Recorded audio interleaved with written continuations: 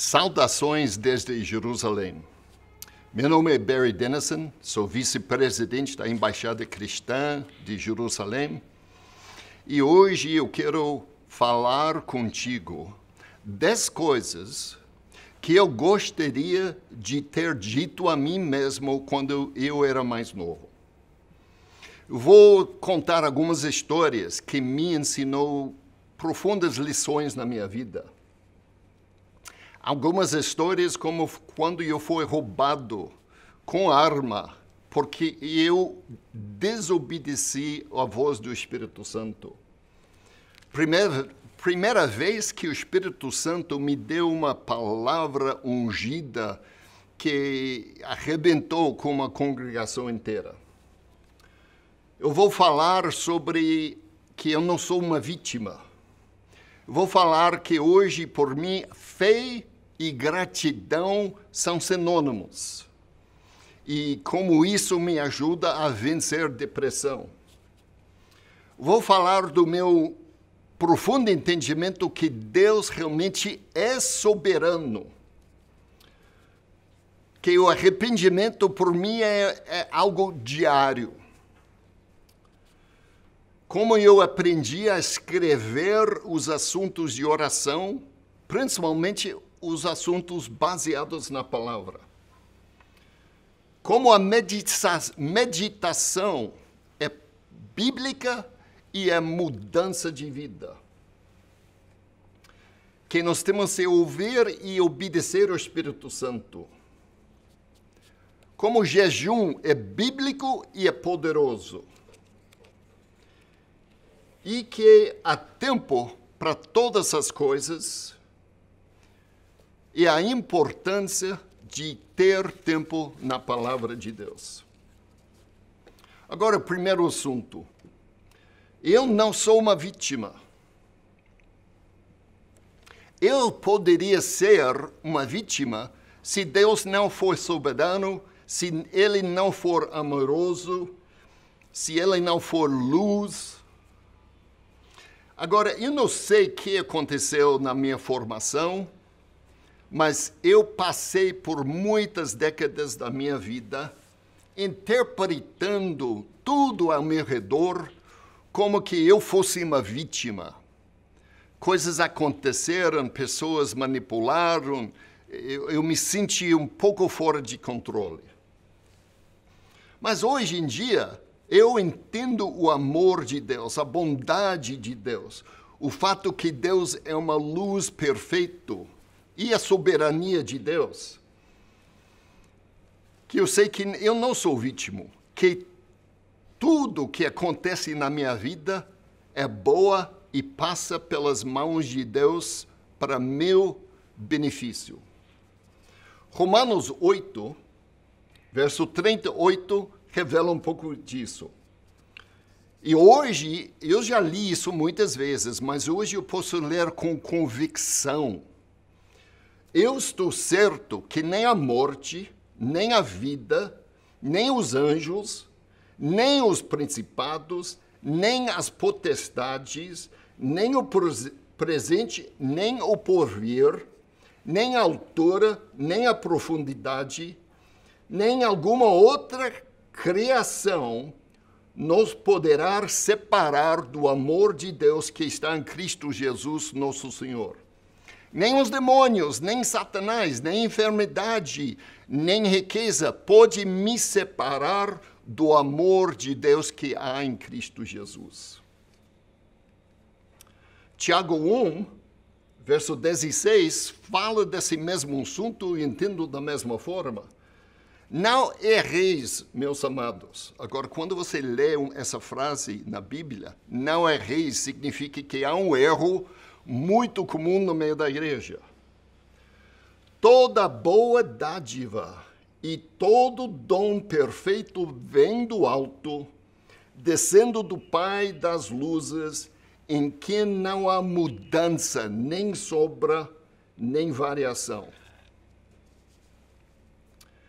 Por causa do início desse capítulo de Tiago, que vamos ler no outro ponto, eu entendo que ainda as coisas boas, o que eu interpreto interpreta as coisas maus, Deus permite por causa do seu amor por mim. Uma vez eu estava... Bom, deixa eu dar o conteúdo. Uns décadas atrás, eu houve uma traição. Alguém com quem eu respeitava, que eu amava, me traiu de uma forma muito clara, muito doloroso. Anos depois, eu estava relembrando essa traição. E na medida que eu for relembrando, o dor venha tomando conta de mim. Eu queria chorar, eu queria prantear. E neste momento, a voz do Espírito Santo me diz: você não está em dor. Você não está com dor. Você está se lembrando da dor do passado com motivo de manipular outros ao seu redor hoje para confortá-lo. Uau! Isso me sacudiu.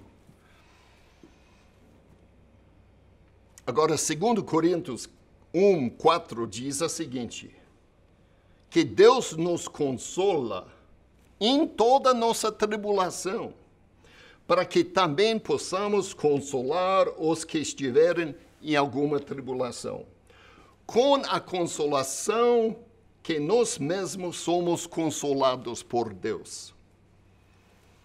Então, eu entendo que hoje, pelo amor de Deus ser tão perfeito, pela soberania de Deus ser tão absoluto, que qualquer coisa que alcança a minha vida é uma dádiva que eu entendo como bem, ou ainda se eu entendo como mal, Ele está permitindo por meu bem. Segunda coisa que eu ia me dizer mais jovem é que fé e gratidão são sinônimos. Se eu não estiver agradecendo a Deus, eu não estou em fé no amor e soberania dele sobre a minha vida. Agora, nisso de Tiago 1, que eu mencionei, versos 2-4. Meus irmãos, tende por motivo de gozo perfeito, quando cairdes em várias tentações, ou passardes por várias tribulações, outra tradução, sabendo que a prova da vossa fé produz a perseverança. Tenha, porém, a paciência para que a obra perfeita, que vocês sejais perfeitos e completos, sem faltar coisa alguma. Agora, pensa nisso um pouco. Em inglês, fala que tenha por motivo de alegria perfeito ao passar por tribulações e dificuldades. Não faz sentido no natural. Mas quando nós entendemos o amor de Deus, a soberania de Deus, sabemos que ainda as dificuldades, as perseguições, as tribulações, são dádivas que Ele nos permite passar para que sejamos transformados à imagem do seu Filho Jesus. 1 Tessalonicenses 5, 16-20 diz o seguinte: regozijai-vos sempre, orai sem cessar, em tudo dai graça, porque esta é a vontade de Deus em Cristo Jesus para convosco. Não extingais o Espírito Santo. Quando eu era mais novo, eu desprezava esse verso. Eu desprezava as pessoas que estão falando como eu agora, que em tudo eu dou graças, em tudo eu digo obrigado, Pai. Em tudo que ainda se eu não gostar, se for dor, se for dificuldade, eu entendo que ela vem pela mão de Deus para me transformar na imagem de Jesus. Agora, uma experiência minha que fez essa virar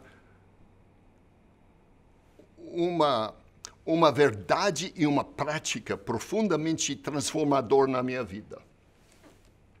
Eu vim a trabalhar aqui na Embaixada Cristã no ano 2014. 2014. Naquele tempo, a minha esposa, Debbie, continuava trabalhando no hospital nos Estados Unidos e nós nos vimos de 2 em 2 meses. Era concordado conosco pelo estágio da vida, pela necessidade de preparar para a aposentadoria, não que vamos parar de ministrar, mas preparando para o futuro. E uma pouca da minha história passado, meu histórico familiar. Na década de 50, foi antes de eu nascer, mas o meu avô paterno, o pai do meu pai, ele se internalizou num hospital psiquiátrico por causa de depressão.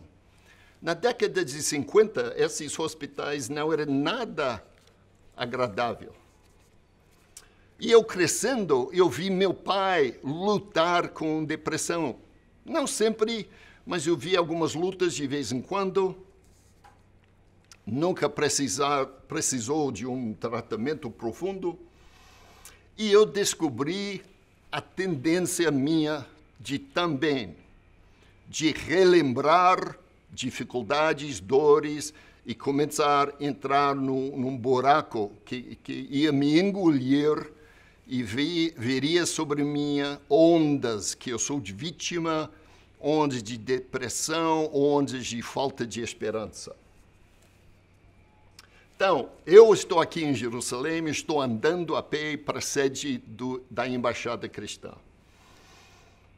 E, enquanto que eu estou andando, eu começo a pensar, mas Deus, a Debbie, minha amada, está nos Estados Unidos, eu estou aqui sozinho, me sinto sozinho, e eu vinha começando a cair nesse buraco. Eu parava, eu olhava ao céu, eu dizia, Pai, eu não entendo porquê, mas eu te agradeço desta solidão, que Debbie não está comigo, e eu sei que isso é para meu bem.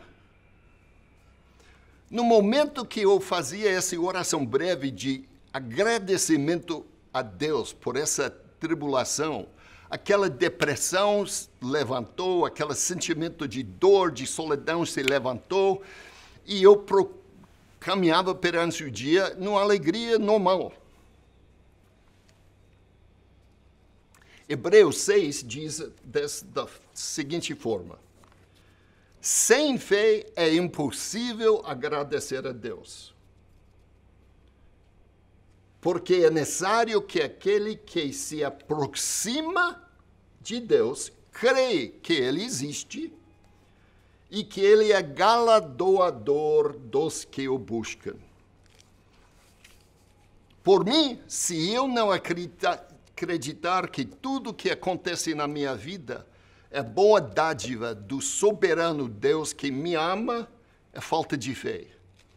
Por isso eu procuro dizer obrigado, ainda se eu acordar com o joelho doendo ou as costas doendo. Gratidão para mim é sinônimo da minha fé que Deus cuida de mim. Terceiro ponto que eu ia sublinhar comigo como um jovem é que Deus realmente é soberano. Eu passei um bom tempo da minha vida, isso não era entendimento, claro, mas era uma atitude, quase como que vivíamos entre um Deus bom e um Satanás, o inimigo mau, e os dois estavam se lutando para ver quem venceria. E eu estava no meio. Hoje em dia eu entendo que isso é quase uma blasfêmia contra Deus. Até o próprio Satanás vai acabar sendo usado para os propósitos de Deus. Se Deus não ganharia a glória, Satanás não continuaria presente. Colossenses 1, verso 16, diz o seguinte: porque nele, em Deus, foram criados todas as coisas, que há nos céus e há na terra, os visíveis, os invisíveis, sejam eles tronos, sejam eles dominações, sejam eles principados, sejam potestades, podemos acrescentar, seja pai do espírito, macumbeiro, demônio, tudo foi criado por ele e para ele. E ele, antes de todas as coisas, e todas as coisas subsistem por ele. Tudo que existe, existe por ele. Romanos 11, 32 a 36 diz: porque Deus encerrou todos os seres humanos no pecado, ou debaixo da desobediência, para com todos ele possam usar misericórdia. A profundidade das riquezas, da sabedoria, do conhecimento de Deus. Quão insondáveis são os seus juízos, quão inscrutáveis os seus caminhos. Verso 36. Porque dele e por ele e para ele são todas as coisas. Glória, pois, a ele eternamente. Eu falei que até Satanás serve ao propósito de Deus. Como a igreja pensa nos últimos dias, hoje há muita conversa sobre a chamada batalha do Gog e Magog, de Ezequiel 37, 38, 39. Eu hoje chego a ver que isso é parte da soberania de Deus. Ezequiel 38, verso 23. Deus falando, eu me engrandecerei e me santificarei e me farei conhecer aos olhos de muitas nações, e eles saberão que eu sou o Senhor. Isso no final daquele capítulo. Em capítulo 39, verso 7, Deus falando, eu farei conhecido o meu santo nome no meio do meu povo de Israel. E nunca mais deixarei profanar o meu santo nome, e as nações saberão que eu sou o Senhor, o Santo em Israel. Então, até as preocupações com o anticristo, com o final dos tempos, são coisas preocupantes, sim, mas não algo que temos que evitar, porque faz parte do plano boa, perfeito de nosso Deus para a realização do final dos seus propósitos para a igreja. Isaías 45, versos 5 a 7. Eu sou o Senhor e não há outro fora de mim. Não há Deus. Verso 6. Para que se saiba, desde o nascente do sol, e desde o poente, que fora de mim não há outro. Eu sou o Senhor, não há outro. Eu formo a luz e criou as trevas. Eu faço o bem e criou o mal. Eu, o Senhor, faço todas essas coisas. Então, esse entendimento do perfeito soberania de Deus é o que me ajuda a entender que minha fé nele exige a gratidão. E me ajuda a entender que eu não sou vítima. Deus cuida de mim perfeitamente. Quarto ponto é que hoje em dia, por mim, arrependimento é diário. Passei a maior parte da minha vida esperando para houver uma convicção do Espírito Santo de algo na minha vida que eu poderia me arrepender. Nesse processo, eu ouviria uma pregação, ou eu ia ler um versículo, receber uma convicção desse pecado, e eu passava uns minutos, umas horas, máximo um ou 2 dias, triste sobre ele, me flagelando do meu pecado, e considerava isso arrependimento.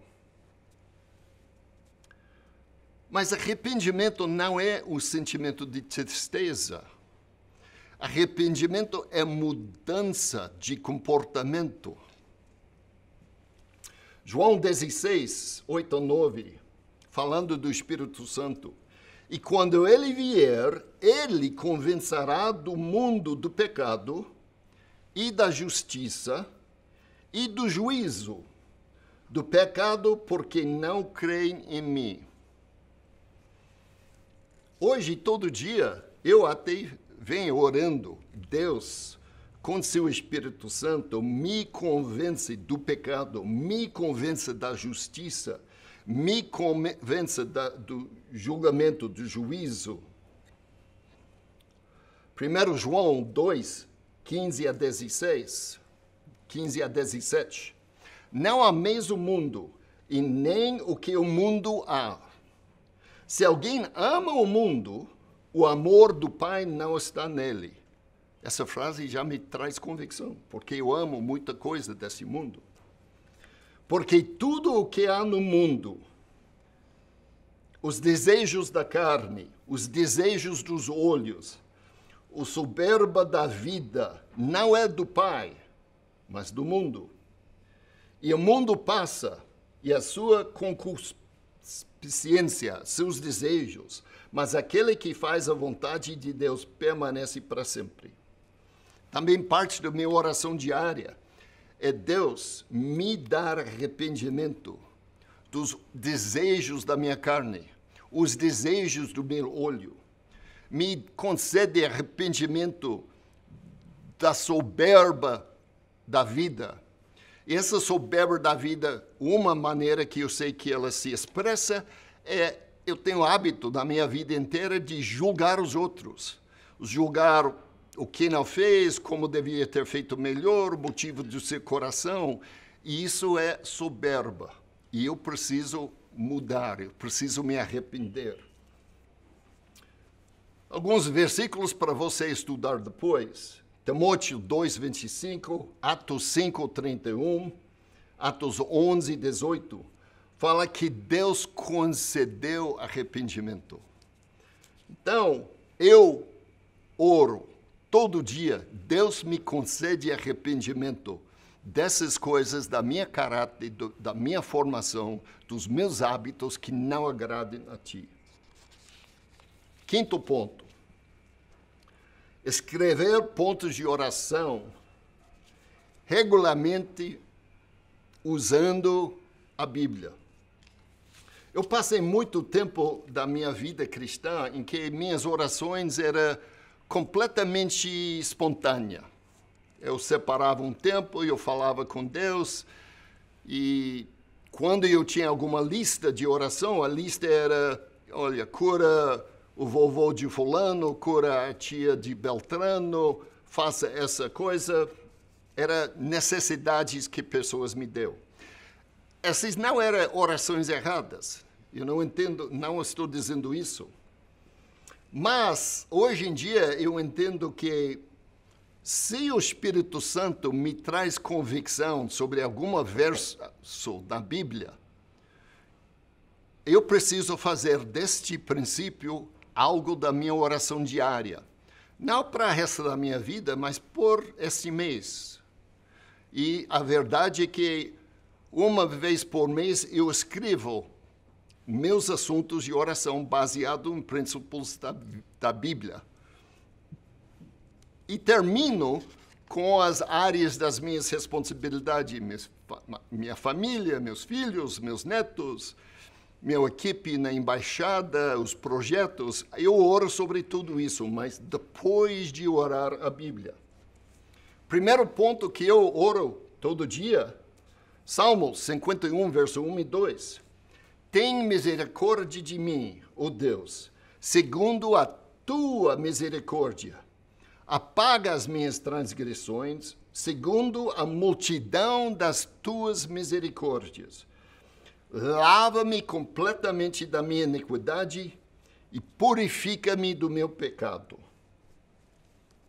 Eu oro sobre isso porque eu preciso me lembrar da misericórdia perfeita de Deus. Agora, aqui se usa 3 palavras: transgressões, iniquidades e pecado. E algum tempo atrás, já há alguns anos, eu ouvi uma pregação onde eles interpretaram a iniquidade. E não bateu bem no meu espírito.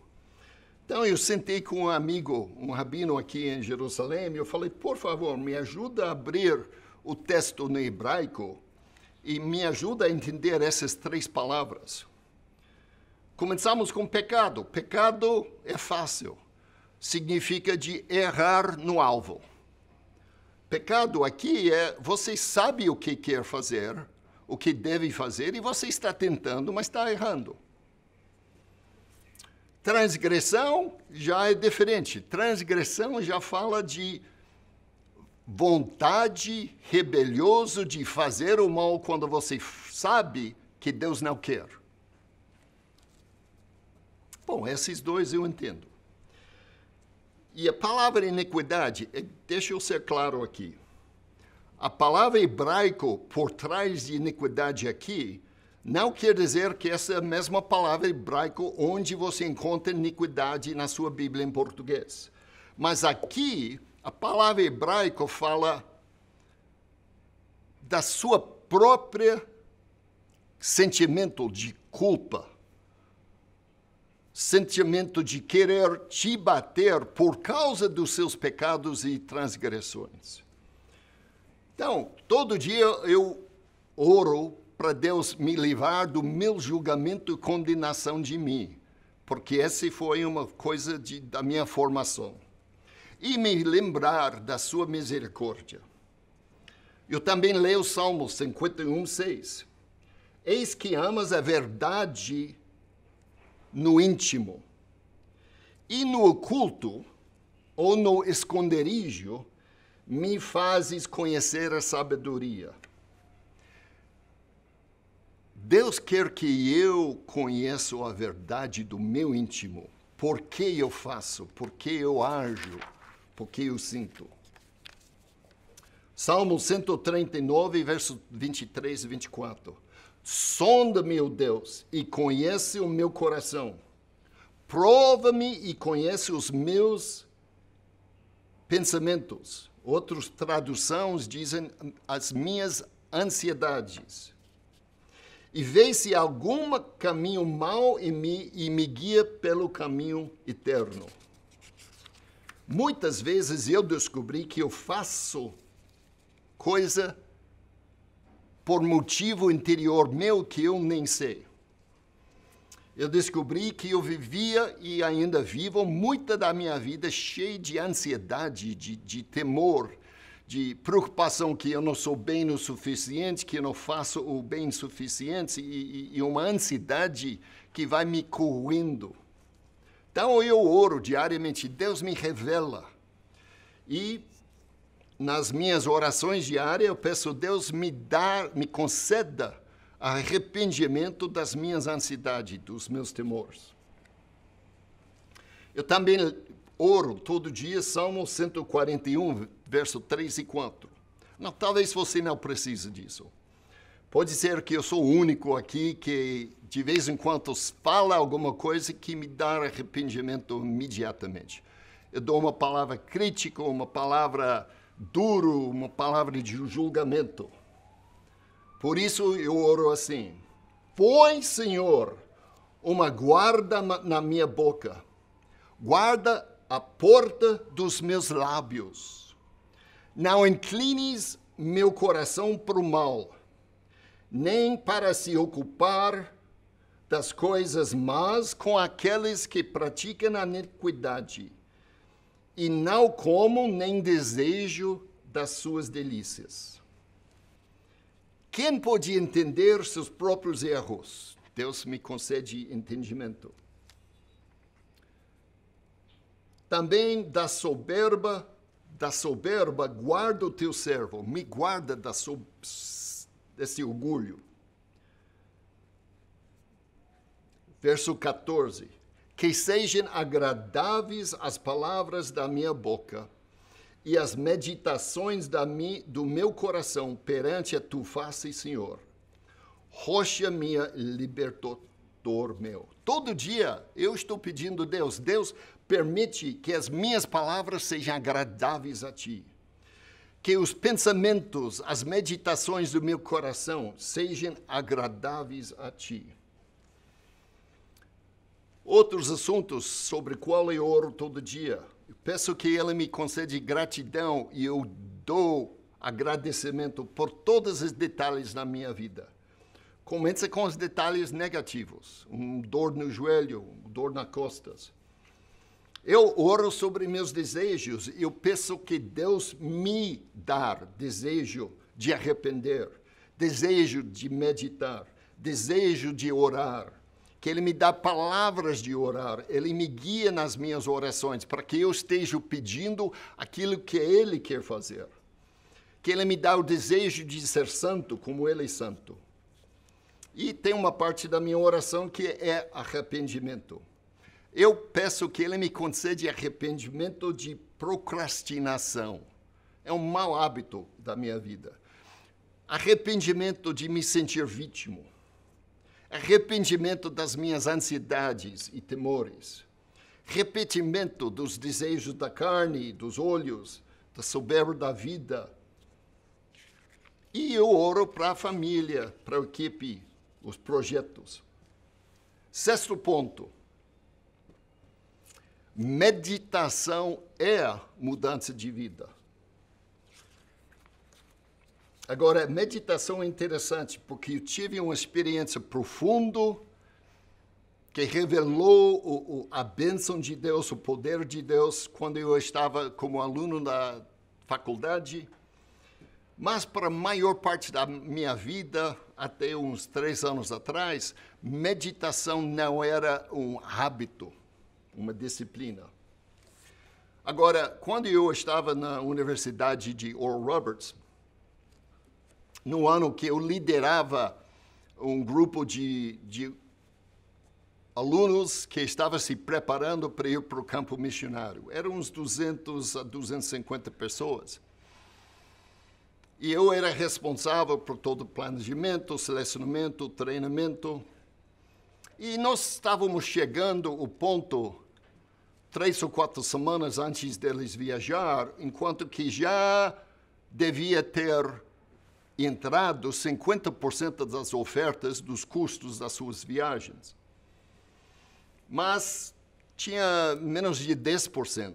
E menos de 10% deles que havia conseguido levantar alguma oferta para as despesas. Não, antes de contar como aconteceu nessa história, um ano no inverno, nas feriados do ano anterior, eu estava no campo missionário, conheci um homem de Deus, e um desses homens impactantes. Você conhece, você dá saudações e alguns minutos ou horas depois ele senta com você um a um e ele vai falando da sua vida, da sua formação, dos seus pecados, dos seus desejos. Ele revela como que Deus está lendo o livro da sua vida. Aí, passando esse tempo ministrando, trabalhando, eu perguntei qual é o segredo de você ter essa intimidade de Deus? Que Ele te permite ministrar com essa revelação e autoridade à vida de outros. E ele sugeriu um livro. E eu vou sugerir esse livro a vocês, não sei se estiver em português. O autor é Morton Kelsey. O nome do livro em inglês é The Other Side of Silence, A Guide to Christian Meditation. Em português seria mais ou menos isso. O outro lado do silêncio. Uma guia à meditação cristã. Bom, eu li o livro. Excelente. Muita interpretação da Bíblia, muita história de práticas meditativas da igreja em épocas. E cheguei a um ponto, era o dia de praticar. Era um domingo e lá na Universidade de Joe Roberts, todo domingo de manhã tinha que todo mundo sair dos dormitórios e sair da faculdade. Porque era uma obrigação de ir para a igreja domingo de manhã. Eu era um dos líderes no dormitório, e eu falei para um outro, falei, olha, não verifica que meu quarto está vazio, não vai estar vazio, eu tenho que ter tempo com Deus. Então, naquele domingo de manhã, dormitório vazio, eu pus o alarme, despertador, para 1 hora mais tarde. Porque eu estava com preocupação que eu ia dormir, em vez de meditar. Mas eu, por 1 hora, utilizei algumas disciplinas para me acalmar, me aquietar. E parece 1 hora eu estava contando os batidos do meu coração e contando as respirações. E com cada respiração é que Deus, eu respiro por graça do seu Espírito Santo. Agora é interessante, você pode se aquietar ao ponto de ouvir seu coração. É difícil no corre-corre do dia. E passei aquela hora, despertador despertou, eu levantei um pouco desanimado, puxa, nada místico, nada sobrenatural, nada de revelação. Eu passei 1 hora em silêncio. Eu fui me preparar para ir a uma reunião com esse grupo de alunos preparando para o campo missionário, a reunião era 3 ou 4 daquela tarde. Quanto que eu preparava, o Espírito Santo lançou no meu coração uns versículos de Apocalipse, capítulo 3. Muito bem, eu fui, estava todo mundo reunido, eu expressei as minhas preocupações com a falta de ofertas que havia levantado para pagar por sua viagem, e sem essas ofertas não haveria viagem. E eu li os versículos lá de Apocalipse 3, onde Deus fala que Ele deseja que seja quente, caliente ou frio, e não morno. Se for morno, Ele expulsa. E eu me espantei, porque eu li aqueles versículos, e o Espírito Santo desceu sobre toda a congregação, e nos próximos segundos está todo mundo ajoelhado ou se prostrando no chão, orando, pedindo perdão de Deus em arrependimento. Eu nunca tinha visto nada dessa forma. Eu estava tão desnorteado, eu mesmo, que eu atravessei o corredor para uma outra sala, falando, Deus, essa é a obra sua e eu não vou mexer. Depois de algum tempo, minha equipe de líderes me trouxe de volta para eu dar uma palavra de exortação e de consolo e como reagir. Infelizmente, isso não me estimulou a ter um hábito. Agora, eu meditava por alguns meses depois, mas eu passei décadas da minha vida sem me esforçar para estar sozinho na presença de Deus. Hoje, isso é uma disciplina minha. Eu levanto às 5 todo dia de manhã para ter das 5 às 6 para estar silêncio, acordado, mas quieto na presença de Deus. Às 6 eu começar a orar, ler a Bíblia, das 6 às 7. Alguns versos para você estudar. Salmos 46, verso 10. Aquieteis-vos e sabe que eu sou Deus. Serei exaltado entre as nações, serei exaltado sobre a terra. Agora, olhando o hebraico por trás disso, aquietai-vos, acalmar-vos, silenciai-vos, boa tradução. E sabe, conhece que eu sou Deus. No hebraico, este aquietar-se, o verbo se fala de acalmar-se, de ficar sem esforço no corpo, é quase como descer em água. Sabe que eu sou Deus é o verbo yadá, como em Gênesis, Adão conheceu Eva e geraram um filho. Então, esse saber ou conhecer que eu sou Deus, fala de intimidade com ele. Isaías 30:15 diz o seguinte: porque assim diz o Senhor, o Santo de Israel, em arrependimento e em repouso estará a vossa salvação. No sossego, no silêncio e na confiança estará a vossa força.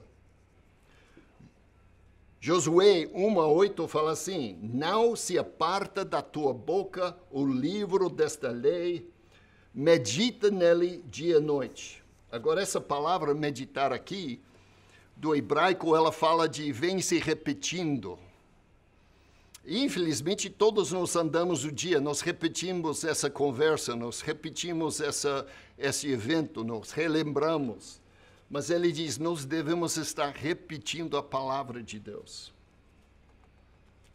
Hoje de manhã mesmo, eu sentei por uns 30 minutos diante de Deus, mas eu vim repetindo outro versículo importante para mim. Em ti, Senhor, eu vivo, eu ando e eu existo. Por 30 minutos, cada respiração eu falava parte dessa frase. 7º ponto. Escuta a voz do Espírito Santo, obedece e tenha cuidado em não julgar. Quando eu morava no Brasil, nos primeiros anos, nós estávamos morando no Rio Purus e eu tive que fazer uma viagem a Manaus para trocar uns dólares, para ter uns meses de despesas e fazer umas compras. Agora, o conteúdo disso é que havia recém-chegado do Rio para Amazonas. No Rio, Deus nos espantou com um maravilhoso avivamento. Pessoas sendo curados, sendo salvos, coisas espantosas. Então, eu estava cheia dessa alegria e não sabia, mas eu estava também cheia de um certo soberbo. Então, em Manaus, eu fui trocar dólares e, como havia antes, eu visitei várias das importadoras, quem queria comprar, qual seria a taxa. Combinei com o homem, voltei na manhã seguinte e o homem estava lá. Ele diz, vamos para o escritório que não está aqui na loja. Nós andamos pela cidade de Manaus e 3 vezes o Espírito Santo me diz, sai daqui, você vai ser roubado. E cada vez que eu vi, era mais intenso.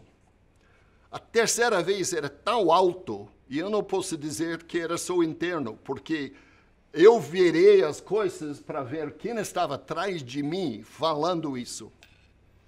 E as 3 vezes, qual foi a minha resposta? Satanás, eu te repreendo, sai de mim. Logo mais eu estava feliz de servido, que o homem não tive que usar a arma e eu estava sem o dinheiro. Eu fui para o hotel e eu chorei por horas, não sobre o dinheiro, mas eu chorei de arrependimento, tristeza, da dureza do meu coração, que eu repreendi o Espírito Santo. Gálatas 5, 16 a 17. Digo, porém, andai no Espírito e não cumprireis os desejos da carne. Porque a carne luta contra o Espírito e o Espírito contra a carne. E estes se apoiam um ao outro. João 16, versos 12 a 14. Ainda tinham muito a vos dizer, mas vos não podeis suportar. Mas quando vier o Espírito da verdade, ele vos guiará em toda a verdade, porque não falará de si mesmo, mas dirá tudo o que tiver ouvindo e vos anunciará o que há de vir. Seja atento à voz do Espírito Santo e obedeça. O 8º assunto, jejum é bíblico e provoca mudança de vida. Antes eu jejuava um dia aqui, um dia lá, 2 semanas aqui, 2 semanas de lá. Uma vez eu cheguei a jejuar 30 dias.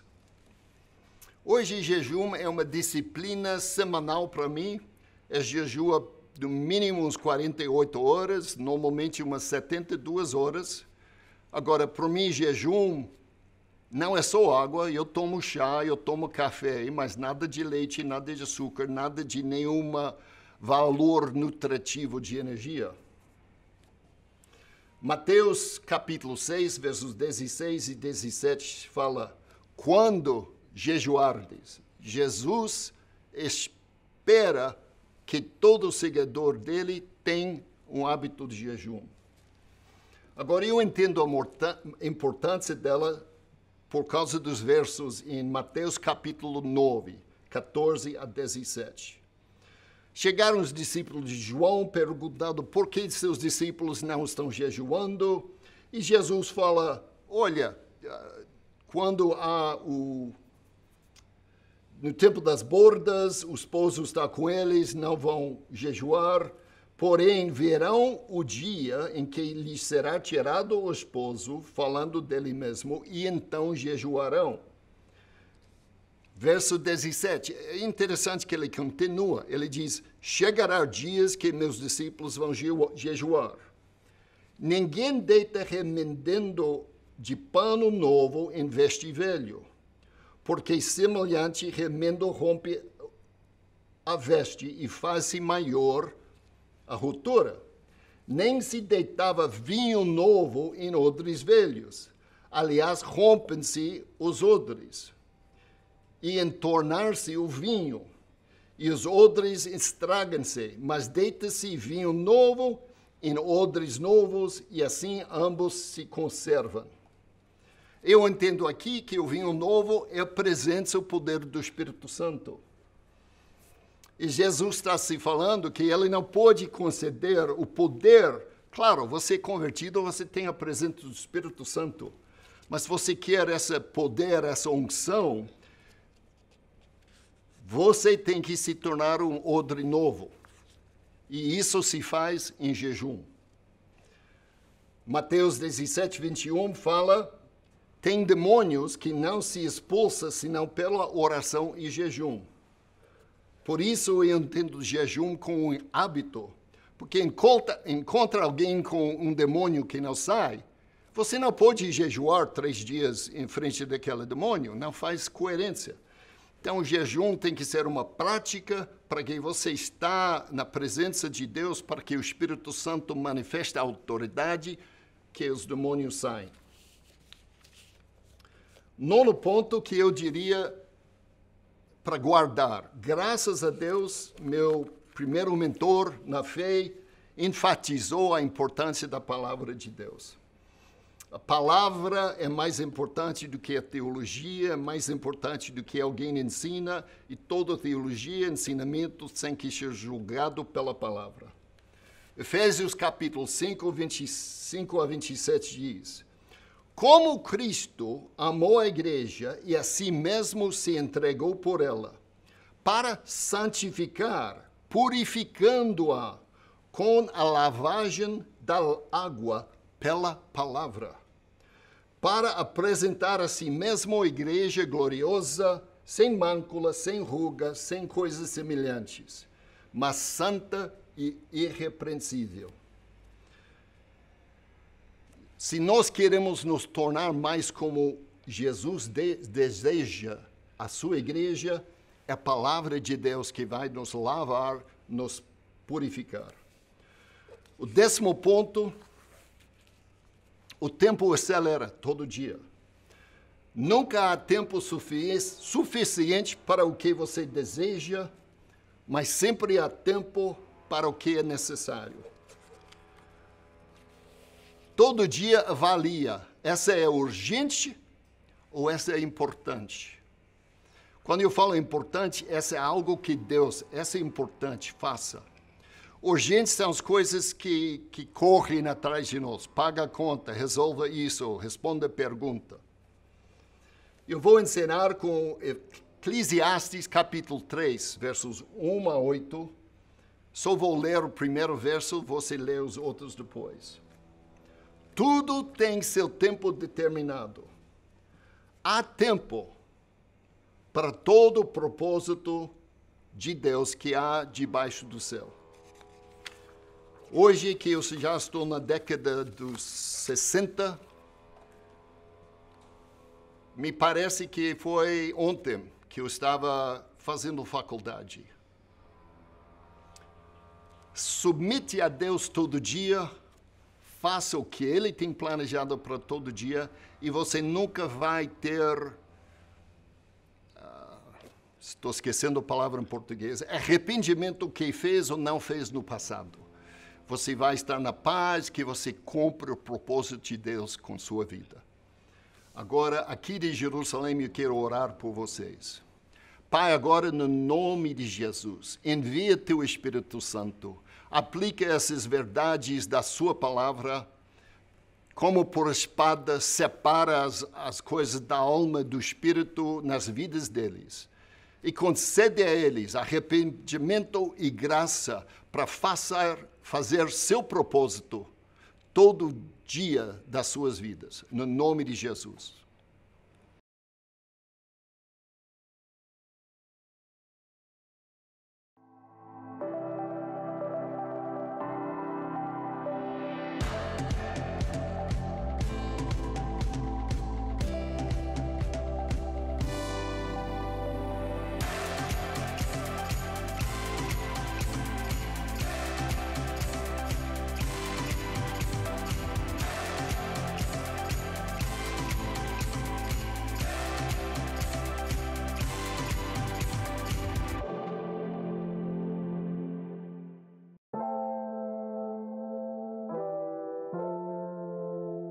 Today we're here with our team in the south of Israel, in the small community of Ibim, and we're here to express our support and solidarity with the peoples along the border.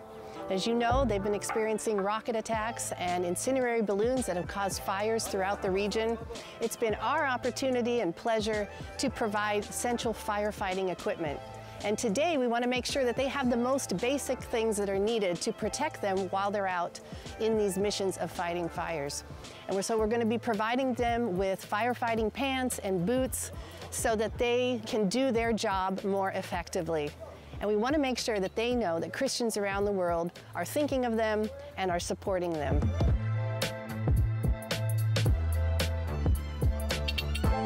אנחנו כאן מקבלים מהאנשים הטובים שבאמצע הדרך, שחושבים עלינו בכל זמן שנוכל לתת מענה טוב והכי טוב והכי יעיל עבור התושבים שלנו. והנה הראיה, הוכחה שהיא העיניים רואות. אז תודה. זה הזמן, זה המקום להגיד תודה רבה לכל אלה שחושבים עלינו בתקופות הלא פשוטות. אז בהחלט תודה רבה.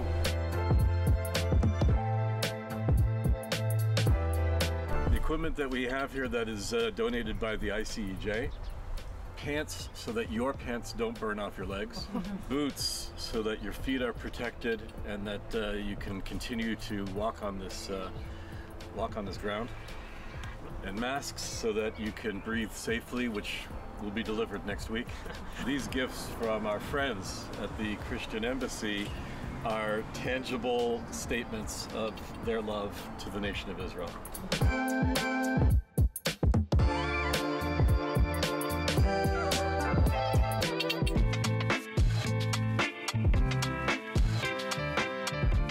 The bell part of the shelter weighs 10 metric tons, which is about 22,000 pounds. And this part here is called the Muvawah, which is a passageway that weighs 5 metric tons, around 11,500 pounds. And the idea is that, first of all, these are transportable, they're movable. Shelters, if necessary, can be moved to another location. So that means that they're really useful if the situation changes and it's a decision to literally, that's why we leave the hook up there on the top of the bell, and also here the eyes that also can be moved. But basically this is a shelter that really saves lives. The reason why there's no door on this particular one is there's not enough time to open and close the door. You have seconds from the time that the siren goes off to get in here. Therefore, we have a passageway. Once you clear the passageway, you're in the safe area. And that's what this does. So thank you very, very much.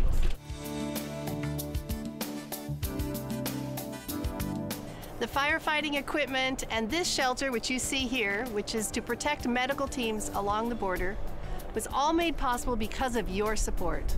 And if you haven't had the chance to partner with us, go to icej.org/crisis. And we thank you for your generous giving.